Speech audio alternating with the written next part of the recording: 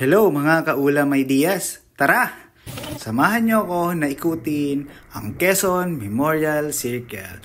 Pigil muna sa highlights ha. Huwag muna tayo dyan mag-focus. Ayan. Unahin muna natin na mag-ikot-ikot muna dito para makita natin yung ganda ng liwanag na inilagay nila dito. Ayan. Kung makikita nyo, yung sa entrance pa lang, apakagandang daanan. Ayan. Maraming tao pa rin na mga health conscious ang andito sa gabi. Mga around 8 or 9 na ata ako dito nakapunta kagabi.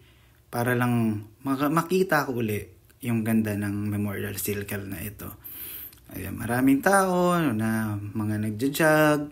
Agaw atensyon pa rin talaga sa akin itong mga ilaw na nilagay nila dito. Ayan, kung makikita nyo, sobrang eye-catching niya. Lalo na tong kulay na ganito, yan ang pinakagusto ko sa kulay niya. Ayan, tamang ikot lang po ako dito sa sa oval. Nag-walking din pala ako dito, mga kaulam ideas.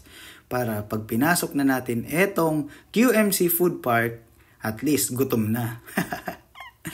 Ayan, kung makikita nyo dito mga kaulam ideas, maraming stall dito, mga food carts na nakalagay. Mamimili lang kayo dito ng gusto nyong makain. Actually, ang ginawa ko dito, inikot ko muna siya para naman magpagutom. Ayan. Sobrang pa din, daming tao.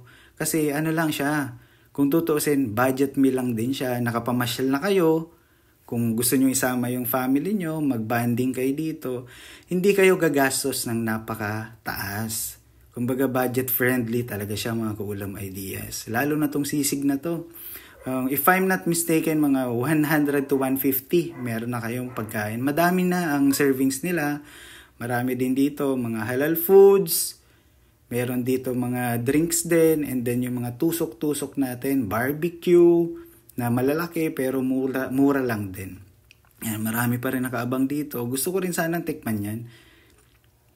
Kaso lang medyo mas naaliw ako na mag-ikot-ikot muna. Ayan mga kaulam ideas, kung titignan nyo. Ayan yung mga available food nila sa gabing iyon nung pagpunta ko. Ayan, tignan nyo dito. May mga burger, fries. Kung gusto nyo ng mga chicha-chicha. Marami kayo makikita dito na mura lang. Tara, ikot-ikot muna tayo mga kaulam ideas.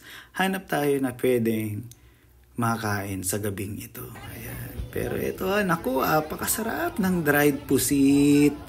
Apakasarap ng mga barbecue nila. Sobrang lalaki ng servings. Ayan. Tara, try kaya natin kumain mga kaulam ideas. Subukan natin kung gaano kasarap ang pagkain nila dito. Yan. Nakakagutom, mga kaulam ideas. Tara, kung gusto niyo pumunta pala dito, andito lang siya mismo sa Quezon City. Tara, food trip na!